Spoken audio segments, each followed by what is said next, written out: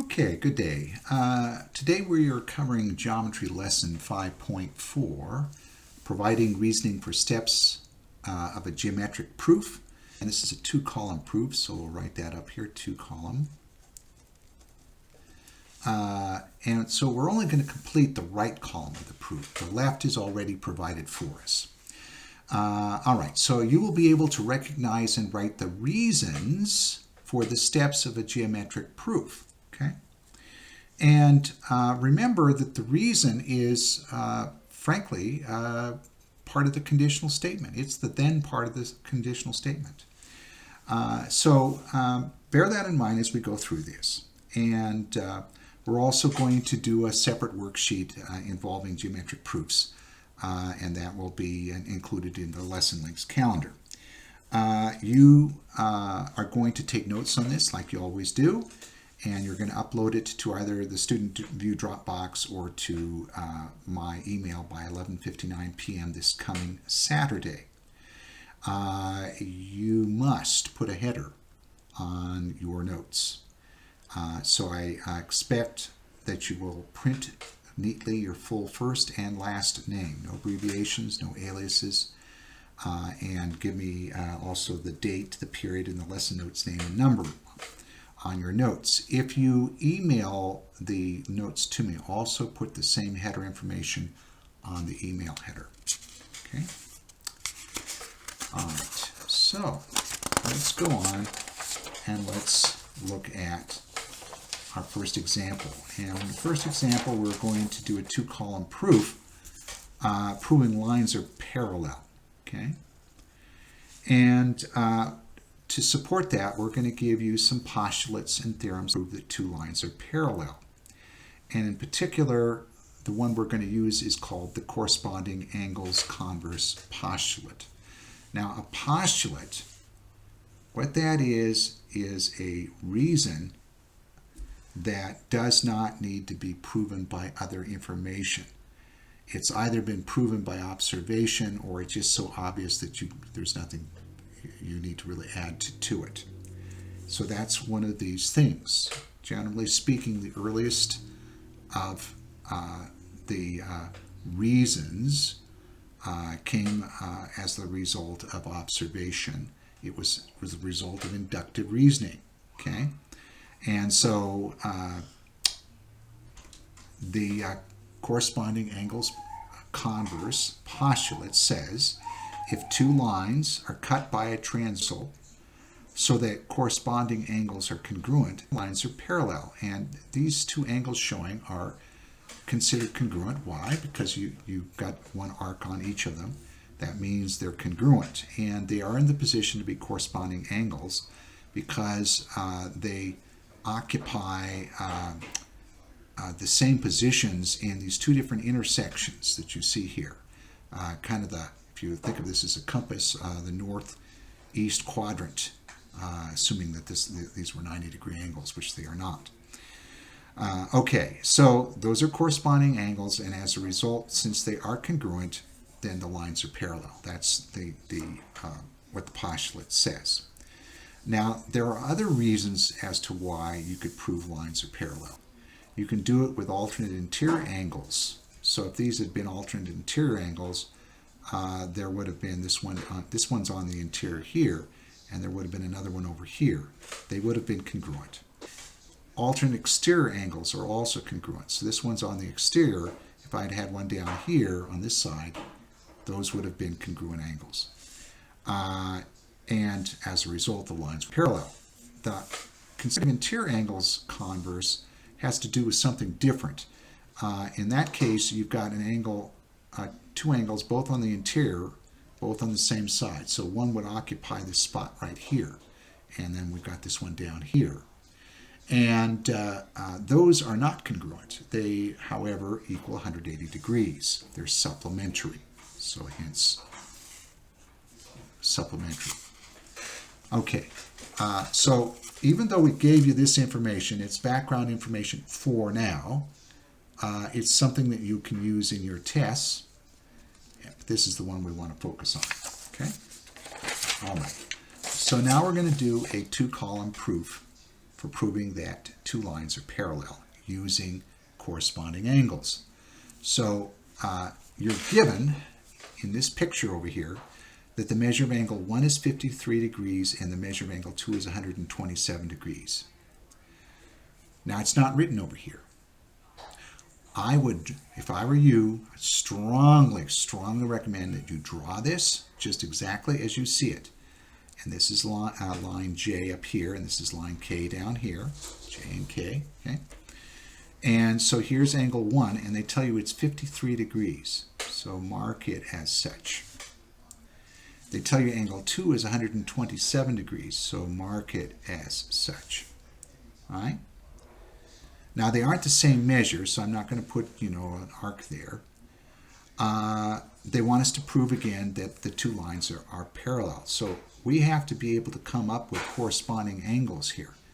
Now, the only possible pair for corresponding angles are angles 1 and 3. Why? Well, because they occupy the same position in these two different intersections. In this case, it would be sort of like the northwest quadrant, if this again had been, a compass rose and these were 90-degree angles, which they're not. So 1 and 3 is what we want. Well, okay, so let's start out with what we're given.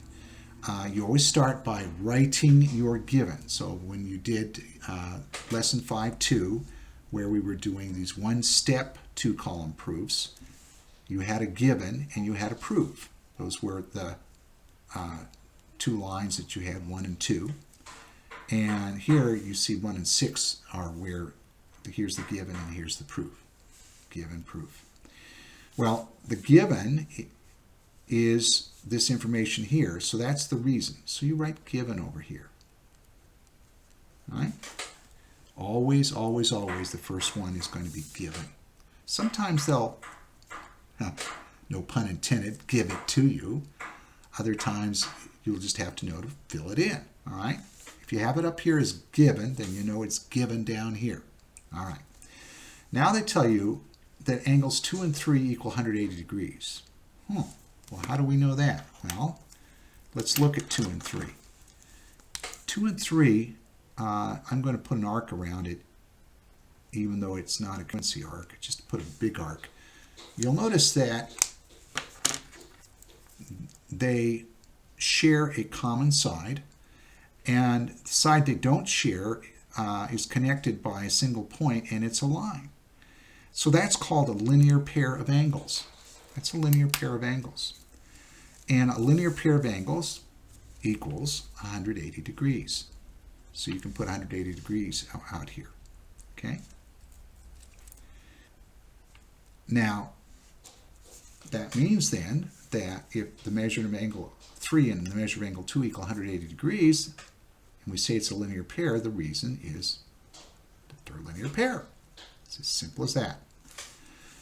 Now it says the measure of angle 3 plus 127 equals 180 degrees. Well, where did they get the 127 from?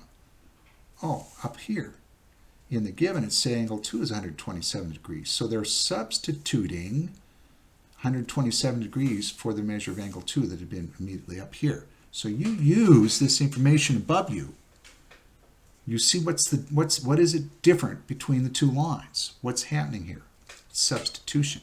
So you write substitution as your reason. And remember that the substitution property is one of your algebraic properties. So they're again mixing these properties. You use these algebraic properties in the algebraic proof. Well, you use them also in geometric proofs. All right, so now let's look at 4. 4 says the measure of angle is 53 degrees. Well, where'd they get that from? This angle 1 is 53 degrees. I don't see it anywhere here. Well, go back and look at your drawing. Measure of angle 3 is 53 degrees. 53 degrees. Well, look at your picture. We said these two angles, 2 and 3, are 180 degrees. And we said angle 2 is 127 degrees. How would we figure it out? Well, we would have to subtract, wouldn't we? 127 degrees from 180 degrees, and we get 53 degrees. So that's subtraction, isn't it? That's what we're doing here, subtraction property. Another algebraic CTIO property. Another algebraic property. Okay? All right, so now we get to number 5. Measure of angle 3 equals the measure of angle 1. Well, okay, we can see that. We can see that. But what makes it so? What makes it so? Well, isn't that just substitution? Because we said that angle 1 is 53 degrees up here, right? So why can't we go back and say instead of 53 degrees, we can call it angle 1? That's substitution. That was easy. So you got to look at what's going on above you and say, what's different? Substitution property. It's not that hard to do once you get into it. So then now you're left with proof. Okay, so what you've done now is you've proven that angle 1 is 53 degrees and angle 3 equals the measure of angle 1. They're both 53 degrees. So that means they must be congruent. 1 and 3 are congruent. So that means then that the two lines are parallel. Because why? Corresponding, because of the corresponding angles converse postulate, which says, and I would write this down even though you don't necessarily need to, but this seals it up nicely. If two lines are cut by a transversal,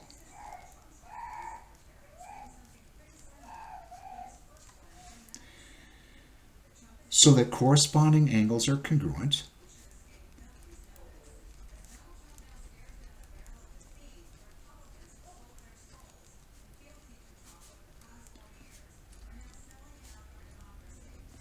then, so here's the if, then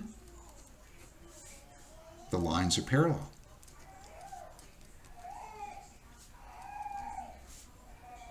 And I'll use the parallel sign, which looks like an 11. Okay, so the reason itself is in itself a conditional statement. Okay, all right. So that's the two-column proof. Let's go on and look at a second example.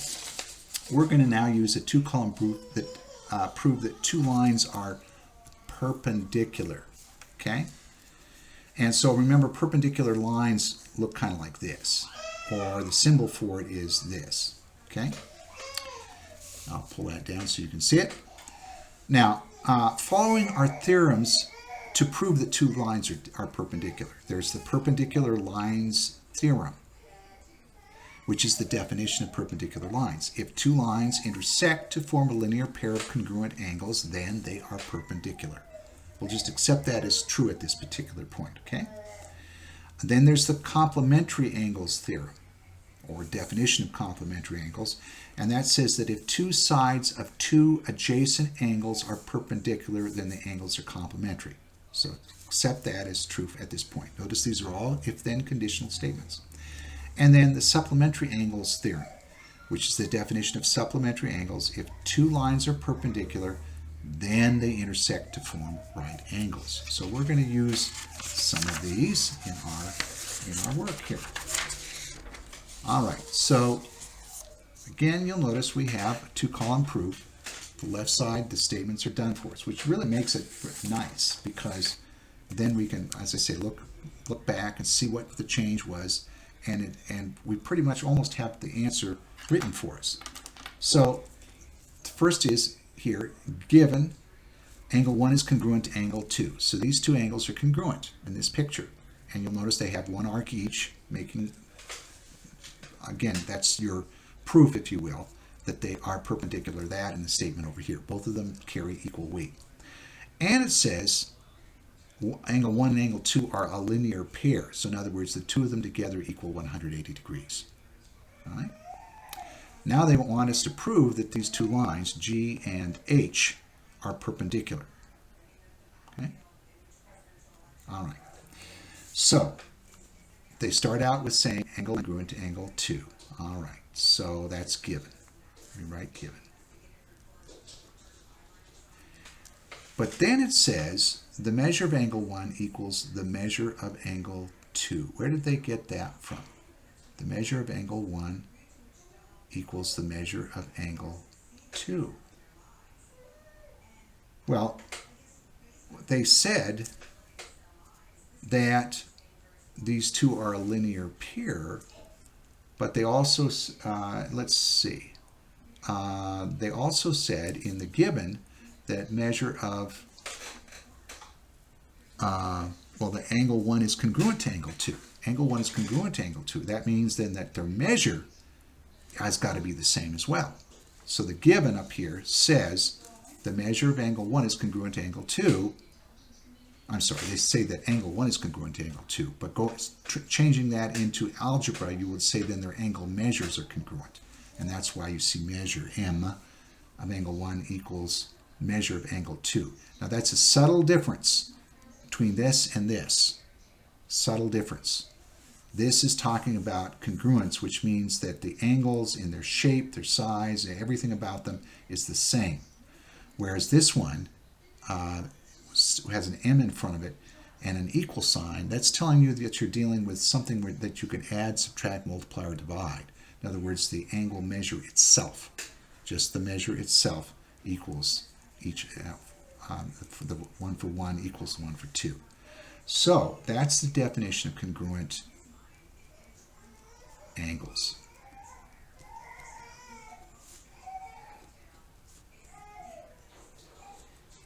Okay, and I'm abbreviating there. Now the next one says that the measure of angle 1 and angle 2 are a linear pair. Now it doesn't say measure of it, just says angle 1 and angle 2 are a linear pair.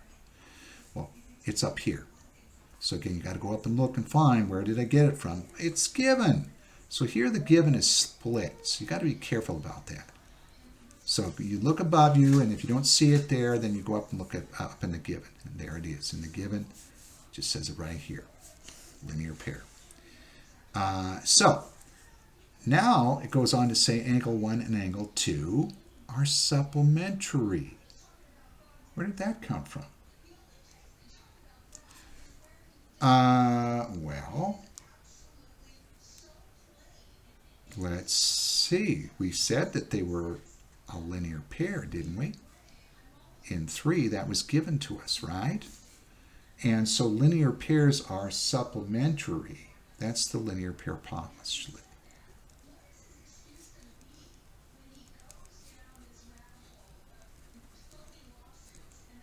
So you got to go back and you got to look at the rules for linear pair postulate and include that in this, okay? All right, and then the next thing they say, number 5, is the measure of angle 1 plus the measure of angle 2 equals 180 degrees. Well, why do we know that? Well, they're a linear pair. Remember, linear pairs are supplementary, right?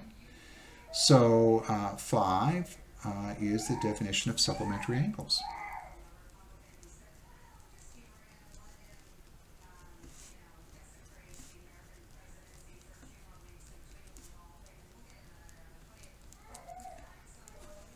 Definition of supplementary angles. All right.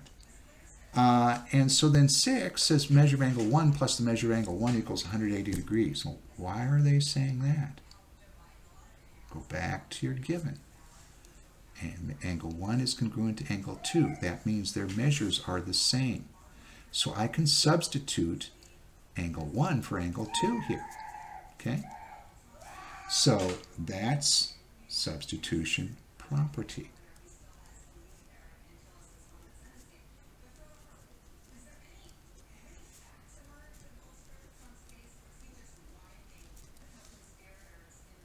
And again, I'm going to put in parentheses, let's use red,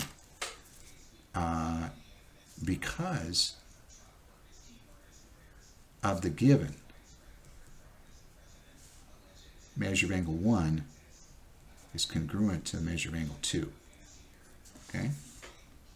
That's basically it. All right, and so 7 then says 2 times the measure of angle 1 equals 180 degrees. Well, where'd they get that from? Just look at the step 6. Same angles being added together. So if you've got 2 of the same thing, you can just distribute and say 2 times the measure of angle 1 equals 180. So that's distributive property. Going backwards, but that's the distributive property. All right, so now 8 says the measure of angle 1 equals 90 degrees. Well, if 2 times the measure of measure of angle 1 is 180 degrees, then one of them has to be 90 degrees, right? So that's just division. Just divide by 2. Divide by 2 on both sides. Division property. That's pure algebra. Whoops, I misspelled. Division property. Because I'm just dividing by 2 here and here. Now I get measure of angle 1 equals 90 degrees. All right, so now it says that in 9 here, angle 1 is a right angle. Well, why? Because the measure of angle 1 is 90 degrees. That's the definition of a right angle. Right angle is 90 degrees.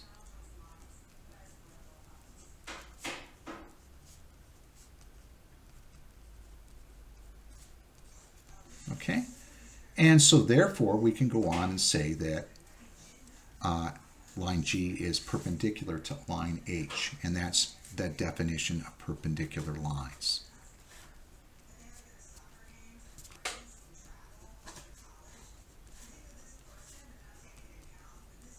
And again, the definition of perpendicular lines is if 2 lines intersect to form a linear pair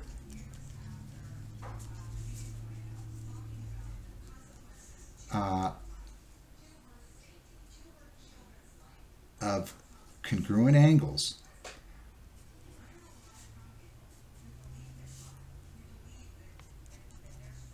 then the lines are perpendicular. Okay? And again, if, and this is just the linear pair postulate,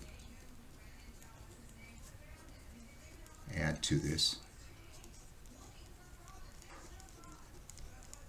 if 2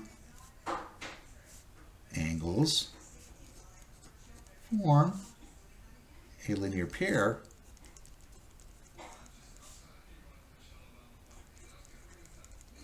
then they are supplementary.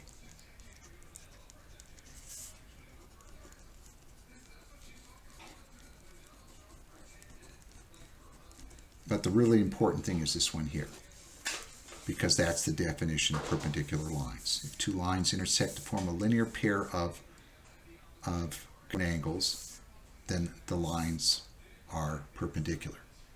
And congruent angles, in this case, can only be 90 degrees each. That's why we come up with perpendicular lines. Okay? All right, so that's it. We've covered everything. Let me pull this up so that you can read that all. And that is it. So you have a wonderful day, and we will see you on Thursday or Friday, depending upon which class you're in. Thank you very much. Bye-bye now.